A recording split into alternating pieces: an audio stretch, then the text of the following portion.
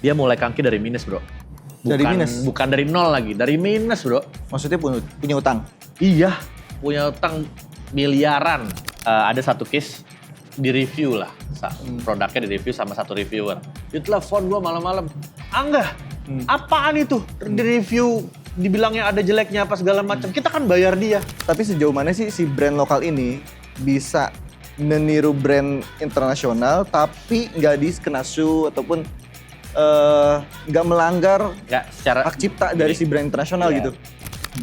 Untuk brand lokal potensinya masih gede banget di Indonesia. Tinggal gimana cara kita masaknya gitu. Masak dari mulai produk ya, dari mulai produk sampai cara marketingnya itu masaknya harus benar. Tantangan terberatnya yang pertama itu, yang kedua ya adalah tantangan terberatnya adalah mau berubah apa enggak, itu aja.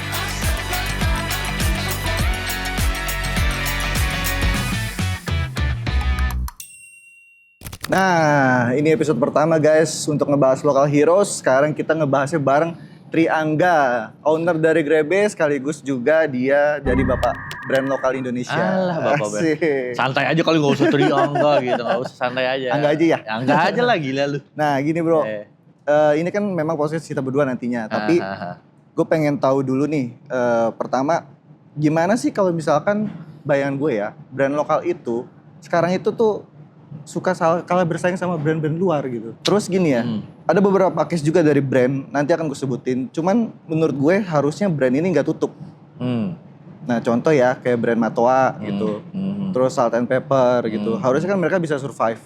Capitalnya lumayan gede gitu kan. Dari data yang gue pelajarin juga 25% itu banyak brand-brand lokal tuh yang kalah saing di 2 tahun pertama. Setelah 2 tahun kemudian 45%-nya tuh brand lokal survive tapi cuma 4 tahun. And so on gitu sampai jatuh ke 65%, akhirnya brand lokal bisa bertahan selama 6 tahun ke atas gitu. Dari lu nih, lu kan biasanya udah megang brand-brand lokal. Mulai dari Kangki, Weatherman dan lain-lain tuh. Case-case kayak Matoa, Salt and Pepper, itu kok bisa sampai tutup tuh gimana ya? Sebenarnya case-nya lokal brand tuh nggak cuma satu ya, Ja. Banyak sih sebenarnya. Kayak kalau lihat kan kita lagi syuting di Grebe nih ya. Grebe kan total ada mungkin sekitar 100 lah, sekarang kurang lebih 100 brand. Tadinya malah lebih banyak. Tadinya mungkin kayak pas sebelum pandemi around 300 sampai 500 brand lah. Banyak banget kan. Nah, tapi anggap dari 100%, anggap kita yang 100 deh. Dari 100 brand ini mungkin kalau by data 20-30%-nya yang tadi lu bilang bisa bertahan lama. Karena memang mungkin internalnya mereka tuh kayak dari sisi manajemen, dari sisi keuangan, dari sisi marketing, promotion dan segala macam udah bagus banget gitu. Nah, tapi memang banyak juga yang akhirnya brand-brand lokal sekarang ini tuh kayak apa ya? Nggak mau cari tahu atau nggak mau belajar, jadi ya udah dia cuman bisa ya udah gue bisa bikin brand nih, gue bisa bikin produk nih, ya udah gue jual gitu kan. Tapi maintenance-nya nggak bisa kan? Nah itu sebenarnya kan tipikal orang Indonesia gitu kan. Iya. Problemnya bukan saat lu bikin brand berhasil di awal, tapi justru maintaining-nya kan. Maintaining dan juga kayak perang sesungguhnya adalah setelah lu launching gitu loh sebenarnya, kayak buat maintenance sehari-hari itu adalah perang sesungguhnya. Nah, kalau gue gini ya, gue tuh ngelihatnya gini ya. Indonesia itu kan market digital luas ya. Pengguna digital luas. Tapi itu kenapa owner-owner brand-brand ini justru lack of digital. Gitu. Nah, jadi tuh banyak brand-brand yang konvensional, mereka tuh yaudahlah dari mulut ke mulut gitu.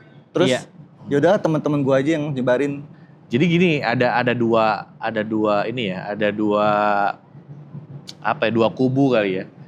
Yang satu nih kayak kita ngomongin yang baru-baru belajar bikin brand segala macem, ini tingkat keberhasilannya juga rendah, tapi maintenance-nya juga rendah nih. Nah itu yang baru-baru muncul nih. Nah ada juga satu kayak brand kita ya? Enggak juga sih. Ada juga mungkin ya kita di bawah kita ada juga lah. Ada juga satu lagi yang bisa dibilang tuh dia brand udah lama nih, udah puluhan tahun gitu kan. Tapi pada saat sekarang ngelihat teknologi komunikasi sosial media yang begitu cepat, perubahannya, perkembangannya, trennya, Ini bukan hitungannya kan kita trennya udah bukan hitungan bulan lagi, hitungan hari, Za. Kadang kita hitungan hari tuh udah kayak, bahkan hitungan jam tuh ada perubahan lagi. Itu kita kan ngikutinnya juga mungkin ngos-ngosan. Nah, si orang-orang, kita sebut aja ya, orang-orang tua ini yang punya brand yang zaman dulu ini, mungkin nggak secara bagus untuk mengikuti tren yang sekarang ini dengan kecepatannya dia. Jadi kayak harusnya dia kalau memang dia tahu caranya, misalnya kayak ya udah deh gue lempar deh ke bawahan gue yang lebih ngerti, atau lempar ke agensi atau apapun lah yang lebih ngerti gitu kan. Ada beberapa brand-brand yang udah tua itu terlalu nyaman sama yang sekarang, kayak gue jualan sekarangnya gue udah bagus kok. Nah, akhirnya ya zona nyaman itu tuh, zona gitu nyaman kan. Itu yang ngebikin mereka tuh ya udah akhirnya lama-lama ya jatuh. Berarti gitu. Faktor internal itu nggak bisa kompetitif sama brand-brand luar yang benar-benar operasionalnya secara terstruktur, manajerial bagus, ada cost buat marketing. Ya betul. Buat promotion, buat marketing dan segala macam gitu kan. Kencang ya, karena balik lagi ya kita ngomongin brand luar ya, sampai detik ini sebutin apa, Coca-Cola, Nike, apa segala macam masih promotionnya masih ngikutin zaman sekarang gitu kan. Tapi ini brand-brand lokal masih yang udah tua ya, itu banyak banget terlena sama yang udahlah gue jualan di Indonesia gampang nih, sekarang udah kayak begini aja nggak perlu apa.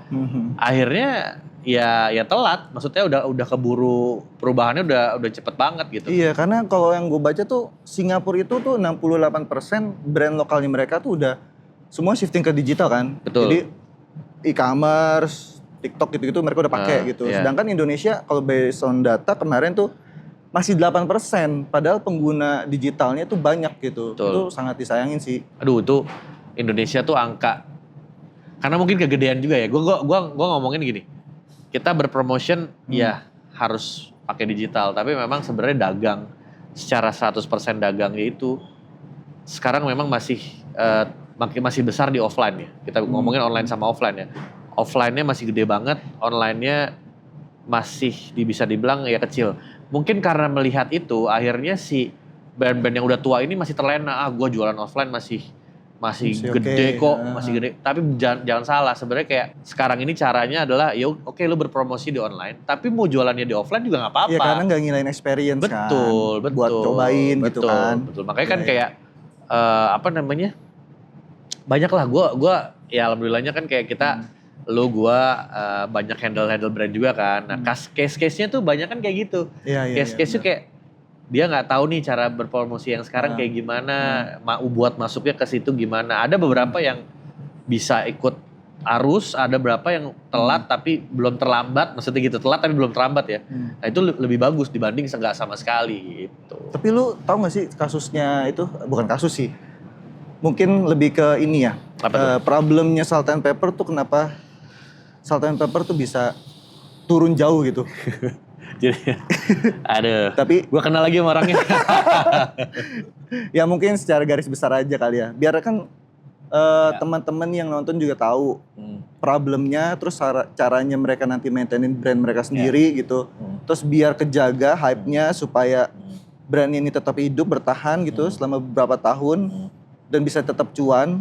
Itu mungkin bisa kita kasih learning lah dari brand-brand yang udah kemarin ini sempat turun jauh. Kayaknya gitu. Kita bahas mesti 50 SKS sih, kepanjangan banget nih, banyak. Nggak, jadi gini, kalau yang case-nya Salt and Pepper, bro sorry ya gue bahas dikit ya, tapi gue jujur Salt and Pepper kan ada beberapa orang, tapi yang gue kenal ini justru dia sebenarnya pengen banget berubah sebenarnya. Rebranding berarti? Mau rebranding, mau dia promotionnya mau bagus apa segala macam, tapi kebentur sama dua partnernya lagi yang lain yang dimana berarti faktor internal. Itu makanya balik lagi faktor internal. Mungkin dua orang ini kayak buat apa kita ngapain kayak begitu bla bla bla gitu. Jadinya mentok. Karena sebenarnya gue sempat udah mau bantuin juga waktu itu, tapi kayak tiba-tiba mentok segala, sorry enggak gini. Ya akhirnya sampai sekarang ya enggak ya gimana juga, susah juga kan. Makanya kayak itu juga faktor itu juga penting. Sebenarnya ada yang mau berubah tapi ternyata kebentur sama yang internalnya mereka juga ya problem juga kayak gitu. Jadi kayak berarti bukan karena human capital, mungkin karena capital di kantornya juga mereka belum bisa sustain karena COVID mungkin ya? Banget, ya karena gini waktu itu lagi pas pandemi kan dia turun mungkin sampai tutup store tuh mungkin lumayan Dia banyak. dari ratusan kan? Dia dari ratusan mungkin gak jadi cuma berapa puluh, akhirnya terus tutup lagi jadi belasan. Terakhir yang gue tahu ya, itu tinggal satu di Kokas. Tinggal satu? Ya di Kokas, tapi gue gak tahu nih masih ada gak di Kokas sampai detik ini, gue gak tahu nih. Buset. Belum dapat update-nya ya. Dari ratusan loh itu, ya, seluruh gitu. Indonesia Ya kan? balik lagi ya. Ya kalau gak cepat berubah, Iya, mesti ya itu shifting, dia. iya, Shiftingnya kalau nggak cepat ya susah juga gitu kan. Sama ini bro. Apa tuh? Jadi kalau yang gua baca juga ya, jeleknya brand Indonesia tuh, bukan jeleknya brand Indonesia ya, kurang bagusnya di brand lokal ini, otomatis di Indonesia ya, itu mereka tuh research-nya dan data analisnya kurang. Gitu. Kayak misalkan, nggak tahu ya, banyak tools sekarang dari sosial media juga kan banyak tools, social media listener. Terus dari platform-platform e-commerce sudah pasti mereka bisa tahu produk mana yang laku. Mereka harus shifting gitu kan. Ketika ada kolaborasi, contohnya kayak tai lalat X One Piece, semua nempel One Piece gitu. Oh iya. Gue nggak pakai lagi. X One Piece. Nggak pakai lagi gue. X Kanki gue nggak pakai lagi. Nah itu kan harusnya mereka bisa punya data di mana hype-nya One Piece lagi kebangun, mereka collab gitu kan. Tapi ada beberapa brand tuh ketika mereka disuggest mungkin dari brand manager, dari strategik, dari agensi, lo harus step in sama ini. Mereka nggak melakukan itu gitu. Dan akhirnya ketika ini hype-nya udah kebangun gede, nah mereka ikut. Nah yang gue lihat itu bro, jadi pertama market research-nya kurang. Gitu. Terus untuk internalnya mereka sendiri tuh nggak convince ke atasannya nih, based on data ya. Kalau mereka bisa lempar data mungkin bisa lebih oke sih. Kadang gitu. Indonesia, bukan Indonesia lah, tapi mungkin semua orang kali ya, butuh kesandung dulu, butuh nyusruk dulu, baru mau berubah. Iya benar. Jadi kadang sering beberapa kesandung. Asik. Jadi beberapa yang gue perhatiin ya, beberapa brand yang akhirnya mau berubah, dia butuh data penjualannya turun dulu jauh gitu. Kayak, aduh gue mesti gimana jadi kebakaran jenggot. Gitu kan butuh. Ya tapi bagus sih. Maksudnya itu menurut gue juga mau berubah aja bagus. Tapi banyak juga yang kayak ngapain sih? Buat apa sih? Karena melihat terlalu nyamannya dia, ya tadi gue bilang, balik lagi gue bilang, penjualan yang saat ini yang menurut kayak, gue udah jualan udah bagus banget kok sekarang gitu. Ya iya bagus sekarang. Padahal dia nggak tahu lagi mau disalip kan. Betul. Sampai kapan nih gapnya terjadi? Dia di zona nyaman ini bertahan sampai berapa lama? Kita nggak tahu, mungkin setahun, mungkin 2 tahun, mungkin berapa tahun. Ya harus berubah terus kan. Banyak sih brand-brand lokal juga. Masalahnya itu gimana ya? Generasi awal ya, generasi apa ya? Boleh nggak sih gue nyebut agak ini ya, baby boomers ya, bener. Kayak aduh, jujur ya, bener ya. Maksudnya kayak jujur kayak beberapa baby boomers tuh masih terlalu nyaman sama idealisnya mereka. Iya. Idealisnya mereka sebut susah saja emang. Bunga, bukan. Jangan dong. Ada sebut saja beberapa brand lokal yang udah tua, waktu itu sempat kesandung, tapi karena keegoisan, keidealismen si baby boomers ini gitu. Jadinya kayak mereka yang nggak mau nggak mau berubah. Kayak udah gue udah tahu kok cara kayak begini udah bagus, udah oke gitu. Udah nggak perlu ngapa-ngapain. Nah akhirnya tapi gue bertemu sama beberapa second generationnya mereka, itu yang mulai mendobrak kayak, Pak, ayo kita harus begini, harus kayak begini ya. Generasi anaknya kan, maksudnya dia nah dari situ ya bisa dihitung jari lah yang gue kenal ya, maksudnya mereka mau ngerubah caranya dengan yang baru. Nah di situ pun bapaknya juga masih belum percaya 100%. Kayak dikiranya masih lu anak-anak lu tahu apa gitu. Masih kayak begitu. Ya gue ngalamin sendiri ya, dan gue nggak perlu sebut namanya, sebut saja Bunga gitu. Sampai gue ditelepon. Gak pakai Zainal kan tapi. Iya. Sampai gue ditelepon sama, padahal gue deal-dealannya sama anaknya nih, ceritanya nih. Kita bikin apa, campaign segala macam, deal-dealan sama anaknya. Terus ada satu case di review lah, produknya di review sama satu reviewer. Ya namanya review, kalau kita ngomong gini nih, kita bayar Fitra Eri contoh gitu ya, Om Fitra, kita bayar Fitra Eri, apakah 100% Om Fitra mobilnya itu dibilang bagus? Enggak dong, pasti ada kelemahan dan segala macam. Ya sama lah, Ini juga kayak gitu. Kita bayar reviewer, ada juga bilang ada kelemahan ini. Dia telepon gue malam-malam. Angga, apaan itu? Di review dibilangnya ada jeleknya apa segala macam. Kita kan bayar dia. Iya. Om, caranya nggak kayak gitu sekarang. Iya. Nah, kayak gitu-gitu tuh. Aduh, Kalau sekarang kan lebih ke honest review kan. Maksudnya kan harus ini Ya. dong. Orang sekarang udah makin pinter kan, apa segala macam. Nggak mungkin brand itu perfect gitu Iya, kan. 2 jam gue jelasin sama bapaknya. 2 jam terus udah gitu kayak, bro, gue kalau nggak mandang lu sih, gue cabut nih, males sih gue ngejelasin kayak gitu-gitu. Capek Iya, banget iya, anjing. iya. Maksudnya kayak anjir gue baru jelasin kayak begini-gini. Tapi ya singkat cerita, brandnya sekarang yang gue udah kurang lebih hampir setahun lah gue pegang, dapat gongnya nih, das baru deh. Ya enggak, terima kasih ya gini. Emang harus Ya, dijelasin dulu. gitu. Harus ada buktinya dulu lah. Iya, gitu. iya, Ya, iya. tapi ya oke. Maksudnya penjelasan itu tuh buat ngedobrak itu Penting. tuh susah banget bro. Susah. Lu bayangin, anaknya udah mau, bapaknya belum mau. Hmm. Mungkin karyawannya udah mau, bosnya belum mau. Iya, Kayak iya. gitu-gitu. Iya, balik lagi faktor Iya kan, internal. Iya. masalah problem-problem kayak gitu yang anjir. Itu harusnya tuh jadi apa ya, pelajaran buat brand-brand lokal, owner-owner yang konvensional. Sebenarnya tuh mereka tuh sebenarnya basicnya internal versus kompetitif aja gitu. Ya, Cuman 2 poin itu. ya, Dari internal lu harus ngedengerin yang muda-muda Ya. gitu, shifting program ataupun shifting marketing Ya. promotionnya tuh kayak gimana, harus dengerin internal sama belajarin market kompetitifnya tuh harusnya yang sekarang tuh lebih banyak orang-orang tuh jalanin di TikTok. Ya udah lu segera mungkin gitu, dan hype-nya apa ikutin aja gitu. ya memang secara satu sisi lain gitu ya. Kita juga nggak boleh secara 100% kita punya idealisme. Sama-sama lah kita punya idealisme. Misalnya kita masih muda sama yang udah tua punya idealisme masing-masing. Kita combine aja. Oke, yang pengalaman ya memang bapak atau om ataupun siapa bos kita ini lebih pengalaman nih yang udah tua. Tapi kita juga punya ilmu atau punya informasi yang lebih up to date nih. Ya kita combine aja, sebenarnya bisa bagus kalau misalnya kita combine dengan idealismenya mereka, dengan caranya mereka apa segala macam, tapi di-combine dengan caranya kita juga, itu akan lebih bagus sebenarnya. Tapi jangan Benar sampai dua-duanya saling gontok-gontokan, itu yang Iya, bahaya sih sebenarnya. Kalau dari yang lu pegang Kangki itu bisa segede gini.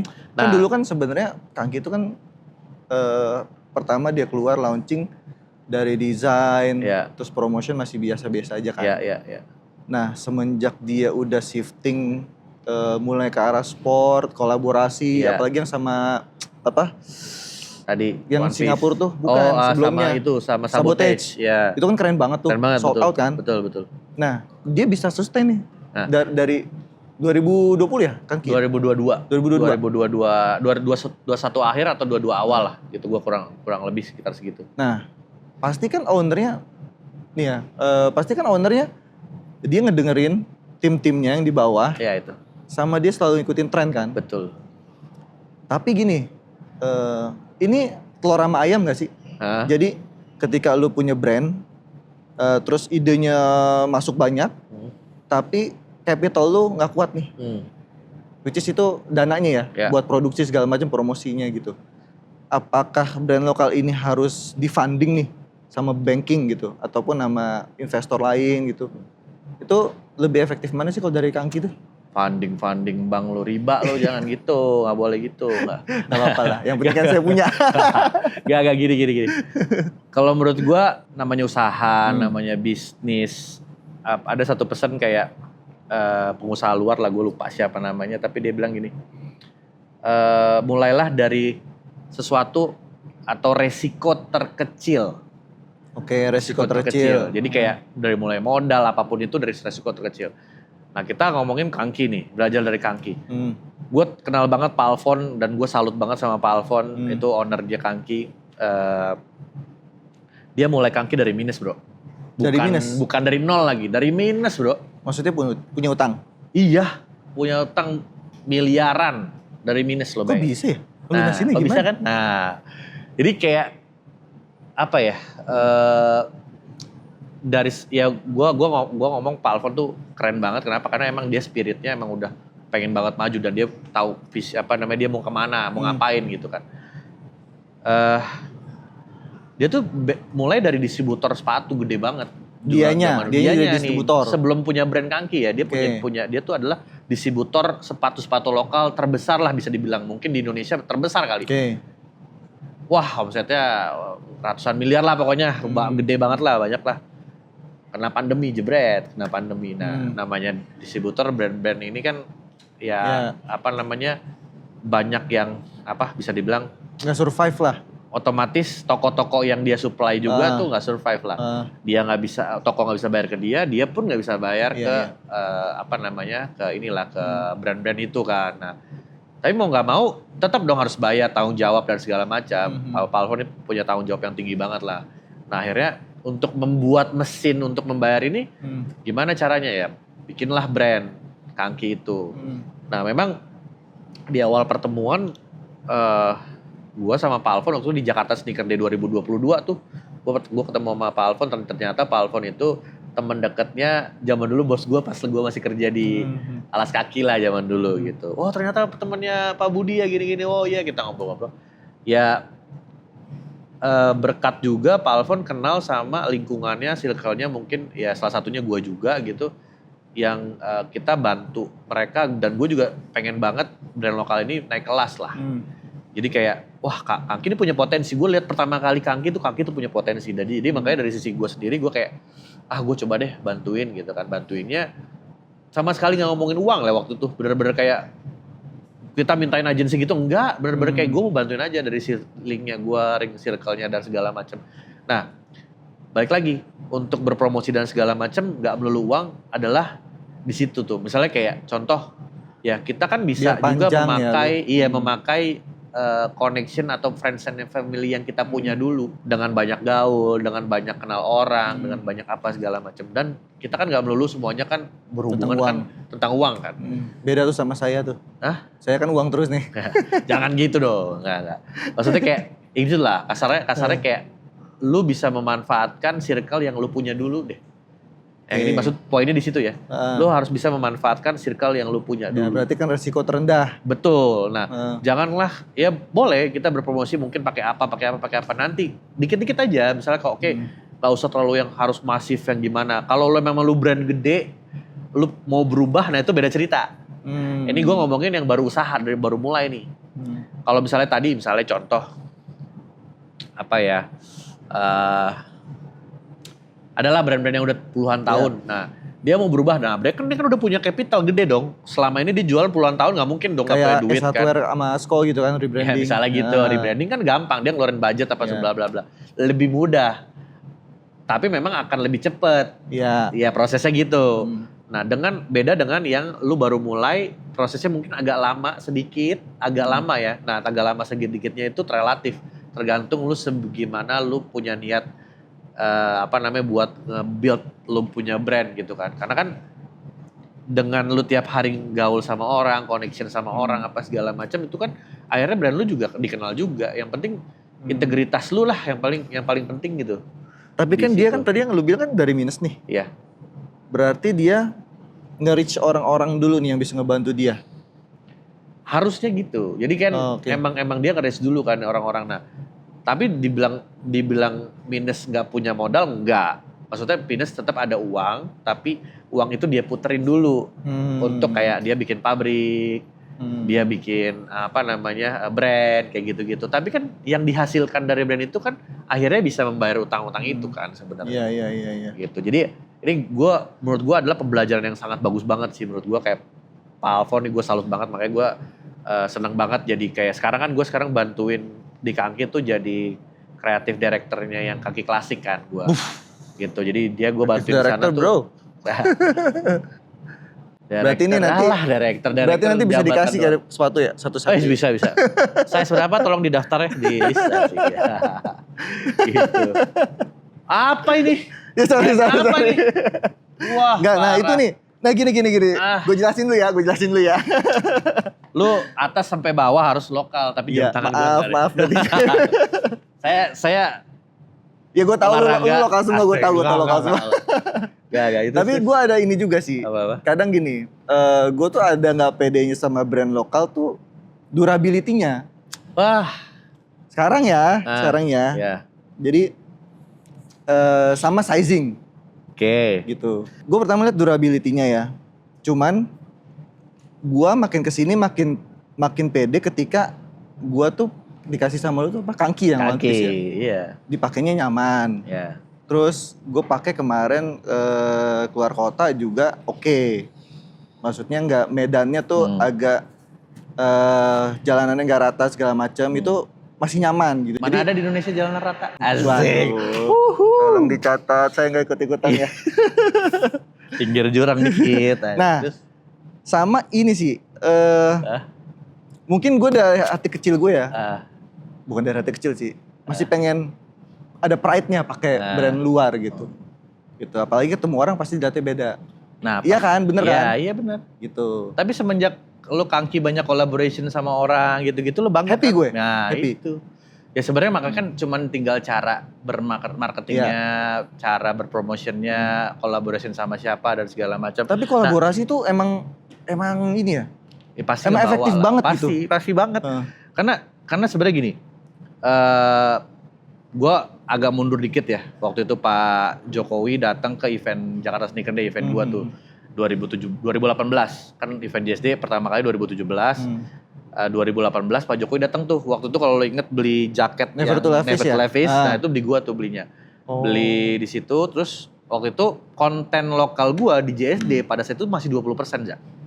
Konten lokal? Konten brand lokalnya. Di satu event konten brand lokalnya cuma 20%. Oke. Adalah beberapa Sisanya brand-brand luar. Sisanya brand luar semua. Nah Pak Jokowi pesan, teman-teman guys semuanya, nggak bilang guys juga sih guys gitu, enggak. Teman-teman. Ya, teman-teman nah, tolong gitu. Ya kakak. Gak jadi. Jadi dia bilang tolong tingkatin tahun depan jadi 40%. Saya datang lagi. Dia bilang gitu. Nah, semenjak makanya JSD tuh sekarang udah banyak tuh semenjak brand itu lokal. akhirnya tim JSD gua dan segala macam teman-teman tim JSD hunting brand lokal semenjak itu. Hunting brand lokal yang keren-keren gitu. Dan ternyata brand lokal keren semua. Banyak banget yang keren-keren lah. Maksudnya banyak lah. Terus 2019 nggak gue undang karena lagi pemilu bro. Ya udah, terus udah gitu salah satunya mungkin yang gue waktu itu hunting adalah kalau kalian teman-teman tahu juga waktu itu sempat gue ketemu tim kita Grebe, tim JSD ngajakin Kompas waktu itu masih di Bandung. Di Bandung dia bikin pameran ya nggak terlalu kelihatan lah sama orang. Mau nggak ikutan JSD? Nah alhamdulillah kan pas di JSD meledak tuh waktu itu banyak orang yang beli juga karena memang kan posisinya juga kayak wah tiba-tiba brand lokal nih ada di Jakarta Sneaker Day gitu, seneng lah. Nah dari situ juga kampanyenya Kompas yang sampai detik ini juga masih keren juga. Ya iya dia selalu out of the box juga kan dia punya campaign. Iya dia punya campaign out of the box. Gitu. Tapi lagi ketinggalan gak sih? Maksud gue Kompas tuh lagi kurang kolaborasi gak sih? Iya kan? Saya nggak bisa ngomong karena tim JSD. Faktor internal akhirnya. Gak. Kompas sekarang udah mulai lagi kok. Udah mulai lagi bangkit lagi sempat waktu itu mungkin memang agak sedikit slow, ada masanya slow, tapi sekarang udah mulai naik lagi gitu kan. Dengan campaign-campaign yang barunya. Nah, terus udah gitu ya akhirnya sampai waktu itu ketemu Kangki segala macam. Jadi memang banyak nih brand-brand lokal yang kita hunting semenjak itu sampai kemarin nih di Jakarta Sneaker Day 2025 lo parah nggak datang. Datang gue. Oh iya. Kenapa lu masihnya? Datang gue. Terus 2025 kayaknya 70-80% lokal brand. 70%. 70-80% gue malah lokal brand. Sekarang. Gak ada menteri kan? Hah? Ada menteri kan datang? Ada. Iya. Enggak ditunggangi kan? Enggak dong. Mas Dito keren kemarin lama di JSD. Wah keren banget Mas Dito. Terus kemarin ada Mbak Iren juga lama juga di JSD kemarin beli Kangki yang yang One Piece.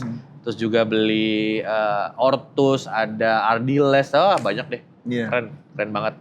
Si Gibran juga sepatunya kan Weatherman kan? Gibran Kangki gimana sih lu? Dia pakai Weatherman kok waktu itu. Kapan? Kalau nggak salah gue ada deh waktu itu lihat. Kapan? Kangki Bukan ya? itu Kangki. Oh Kangki ya? Itu Kangki. Kayaknya sepintas mirip-mirip. Mirip. Enggak, itu Kangki. Jadi, nah terus udah gitu juga kayak si tadi gue bilang kan, lu kayak underestimate sama local brand lo bilang gitu kan. Karena lu bilang kayak nggak awet. Gue nggak underestimate. Emang guanya aja pengen pamor. Enggak, tapi lu tadi bilang kan, gue takutnya nggak awet apa segala macam. Lu iya, sebenarnya itu bahasa halusnya gue aja. Asik. Weidenman tadi yang lo bilang itu, Weidenman tuh udah 30 tahun bro. Brandnya tuh udah 30 tahun.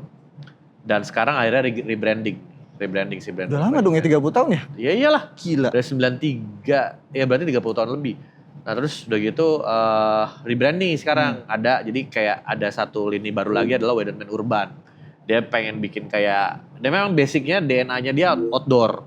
Nah, dia bikinnya outdoor yang lifestyle sekarang nih. Terus kemarin kita bikin ala-ala brandnya mirip-mirip brand luar ya. Depannya S, belakangnya N, Saliman gitu kan. Oh iya oke. Kita bikin, tapi ada viral. tuh yang pakai tuh di sini. Tapi viral.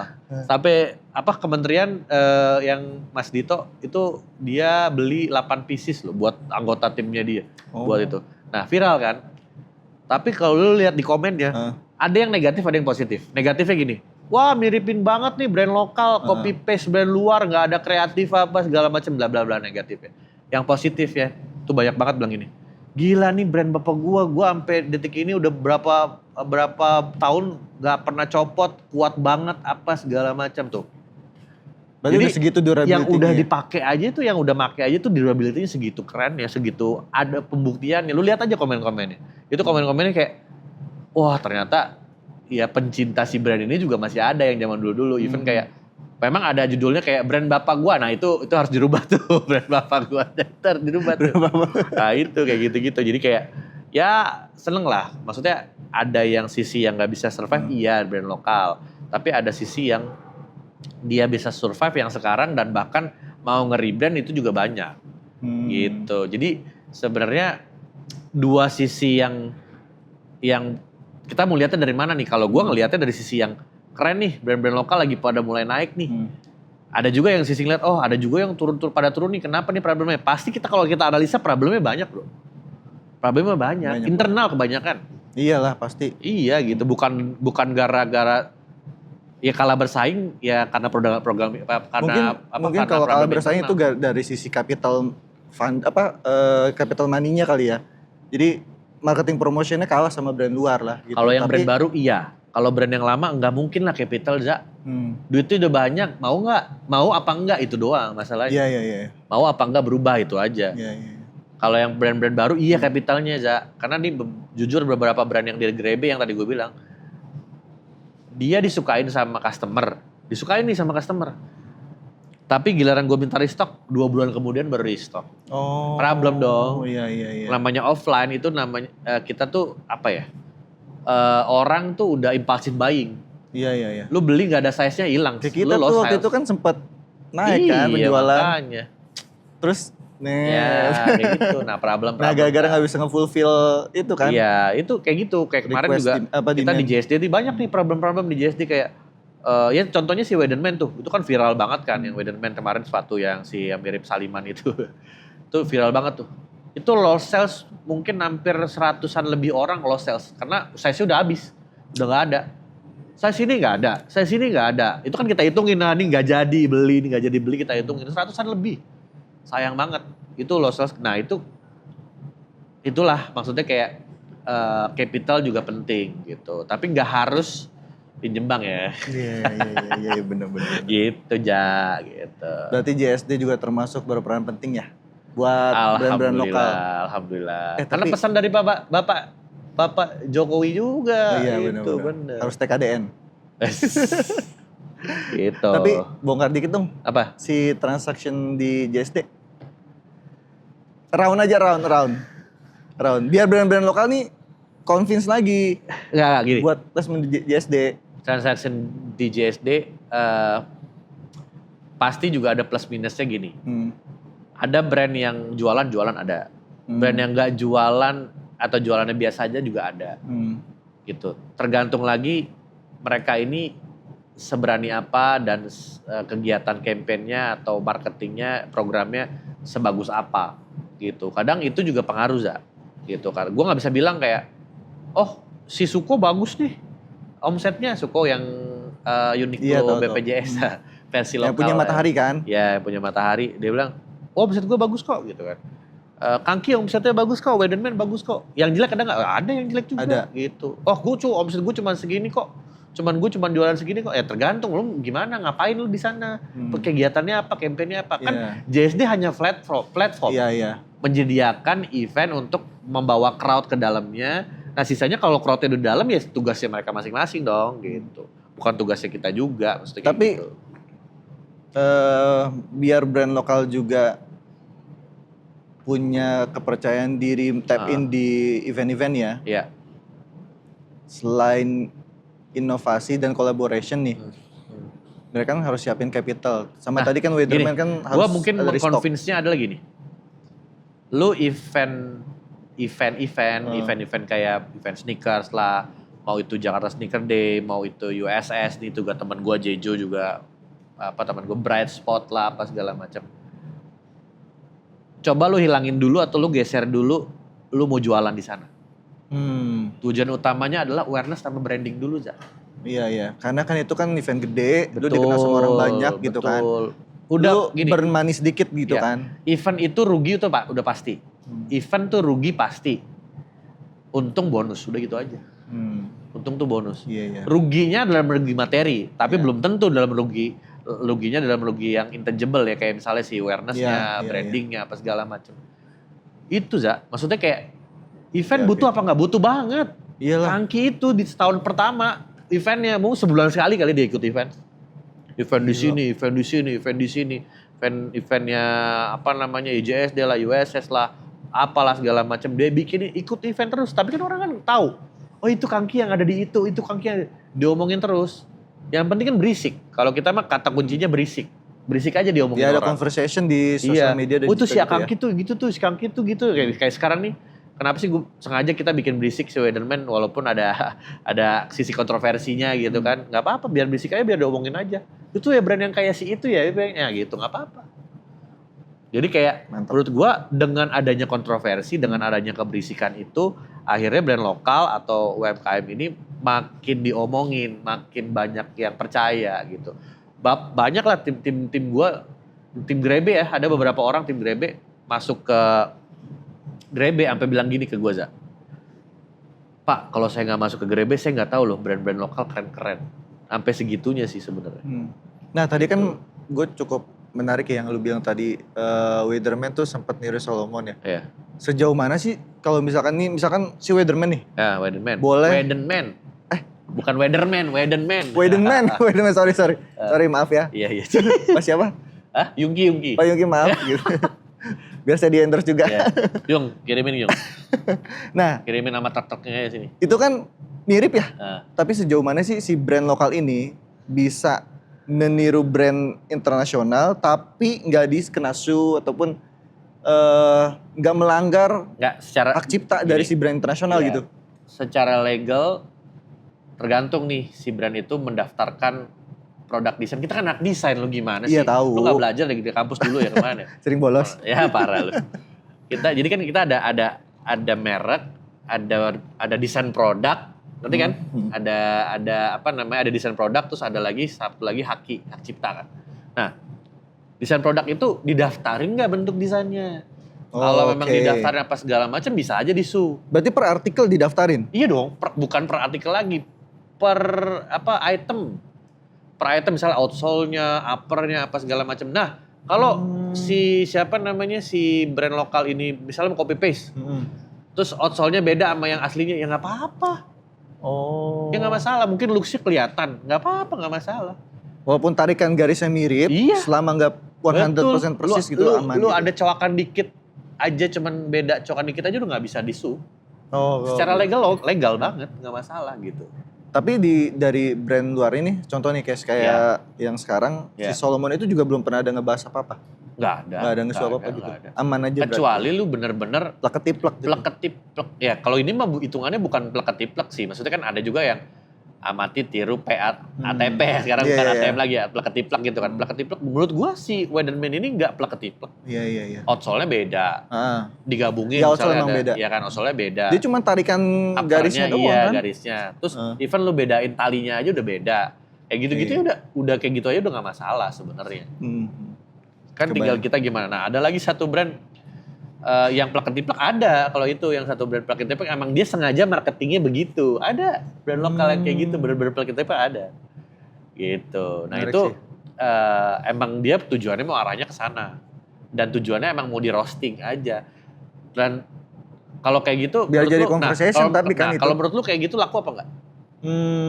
Gue nggak bisa ngelihat, gue nggak bisa bilang itu laku apa enggak, karena kan gue nggak bisa lihat datanya ya. Ya. Tapi yang bisa gue lihat itu dari sisi conversation di sosial media. Iya. Itu works Nah. karena jadi conversation di sosial media. Ya. Tapi gue nggak tahu nih dapurnya laku apa enggak. Kan gue nggak punya akses ke Ya. situ dong, ya kan. Tapi menurut gue itu marketing promotion yang oke sih gitu. Dan pada kenyataannya laku-laku aja, Ja. Laku ya? Laku dan ada marketnya aja. Sekarang gini, lu beli apa ya? Adalah kita namanya Porti Goods namanya, Porti. Porti itu Porti Goods apa Porti? Pokoknya Porti lah. Si Porti itu apa namanya? Bikin sama persis kayak Kin, tahu kan Kin? Yang rajut-rajut. Ya. Apa namanya? Tahu nggak? Ada yang tahu nggak Kin? Tahu kan? Wah, ini kayaknya Aziz nih kayak tahu banget nih. Patunya aja Salomon. Ini Salomon apa Wedenman nih, Aziz? Enak banget itu mah. Gue gak sanggup ngikutin aja. Gokil. Ya ada dia Messi aja sih. miripin ini benar-benar ketipe sama Kin lah. Tapi memang sengaja sampai dia bikin bootnya, di bootnya itu ada mesin fotokopi. Gila gak lu? Emang sengaja dia emang sengaja. Emang dia bikin brandingnya kayak begitu. Dan gue bilang gue keren, gue salut. Ada yang beli nggak? Ada banget. Lu bayangin Kin harga 1,5 ya, nggak salah ya? 1,8. Tahu lu gila. Porti cuma 200.000. Ya sekarang beli yang mana? Jauh banget. Kalau buat market-market yang low dan pengen bikin nggak bisa, beli nggak? Belilah. Second optionnya itu ya. Iya dong. Bukannya gini, gue sebagai desainer gue agak kesel sebenarnya, tapi it's okay, secara marketing masing-masing. Gue zaman dulu gue agak idealis nih, karena kita desainer kan, maksudnya agak idealis pengennya, loh kalau bisa baru, iya baru, tapi maksudnya kalau di awal-awal sekarang siapa sih yang nggak niru gitu ya, zaman dulu aja kita nggak tahu nih Cortez sama Essex duluan mana, kita nggak tahu Nike Cortez sama Essex zaman dulu duluan mana, kan modelnya mirip-mirip. Iya. Lu kalau lihat dia running Essex sama zaman Onitsuka dulu. juga mirip. Onitsuka, itu kan emang satu grup gila. Satu grup ya? Iya lalu gimana lu? Maaf ya, saya salah lagi. Nah enggak, tapi yang dari situnya zaman dulu aja brand luar aja pasti copy paste gitu loh. Copy paste dan mirip-mirip nggak apa-apa. Maksudnya gue kayak aman-aman aja, soke-soke aja. Yang penting lu udah punya marketnya sendiri juga nggak apa-apa. Sekarang Skechers lah, itu kan Skechers kan di Amerika kan copy paste Nike sering banget. Copy paste yang Air Max lah, copy paste apa segala macam sering banget. Disu sampai sempet disu juga sama si Nike-nya. Tapi aman-aman aja udah sampai sekarang gitu. Dan marketnya ada nggak? Ada. Skechers gila loh dia perjualan di Amerika gila. Gak usah di Amerika, di sini aja ibu-ibu semuanya Skechers bro. Iya, karena emang nyaman banget sih. Iya makanya Skechers Indonesia sekarang ada namanya Kangki Atletik asik. yang Dokter Tirta. Jadi kan kalau gue kaki klasik. Nah kalau Dokter Tirta kan Kangki Atletik. Nah dia tuh ada bikin model-model yang kayak Skechers gitu. Emang sengaja buat arahannya marketnya gitu. Laku nggak? Laku banget. Gitu. Jadi menurut gue berarti gitu ya. market untuk brand lokal potensinya masih gede banget di Indonesia. Tinggal gimana cara kita masaknya. Gitu. Masak dari mulai produk sampai cara marketingnya itu masaknya harus bener. Terakhir ya. Tantangannya apa sih brand lokal tuh buat ngadepin brand luar nih yang bener-bener kayak Uniqlo, gue sebut merek aja ya. Uniqlo, H&M datang ke sini, sedangkan kita harus compete sama mereka yang udah worldwide gitu. Sebenarnya tantangannya bukan brand-brand besar itu. Tantangannya adalah produk China. Nah, mereka kan dari China produksinya. Bukan brand-brand produk China yang bener-bener. Uniqlo dari mana sih? Jepang. Iya, maksudnya produksinya. Produksinya tergantung. Di Indonesia juga ada, dia produksi di Indonesia. Masing-masing di Indonesia. Tapi brandingnya aja yang kalah kita ya? Enggak, branding kita udah mulai oke sekarang. Masalahnya karena market Indonesia gede banget dan market low kelasnya ini juga luas banget. Justru tantangannya adalah brand-brand yang dari Cina. Ini kan yang kemarin sempat dibahas sama pemerintah yang soal import kan. Lu bayangin kalau import produk-produk yang sekarang dijual di Tok-Tok itu harganya murah-murah semua segala macem. Iya, produk tewas lokal lah kita. Tewas lah. Iya, Itu tantangannya utamanya itu. Nah gimana caranya buat ngalahin itu ya kita harus sama-sama Kolaborasi. kita harus sama-sama gabung, kita harus sama-sama bersatu lah gitu loh. Jadi kayak ya berjamaah lah, benar-benar kita harus jamaah bareng-bareng nih. Jangan merasa bersaing. Harus Kim. Asik. Koalisi Indonesia Maju. Iya. dong. Jangan merasa tiap brand itu kita bersaing, jangan. Justru kita tiap brand itu saling mendukung. Iya. Jadi Setuju sih gue. kasarnya gini, kalau kita nyatu, kita bersatu, kita bikin kayak campaign bareng-bareng apa segala macam. Anggap kayak lu mau invasi ke Indonesia, lu harus lewatin kita dulu gitu. Iya. Karena memang walaupun kita udah banyak tuh, tapi marketnya masing-masing kan. Masing-masing gitu. Jadi memang menurut gua kayak tantangan terberatnya yang pertama itu. Yang kedua ya adalah tantangan terberatnya adalah mau berubah apa enggak, itu aja. Sip, berarti gitu ya untuk brand-brand lokal. Siap. Jangan putus asa. Biar tetap jadi local heroes. Wih, local heroes, ho ho ho. Nggak gitu dong.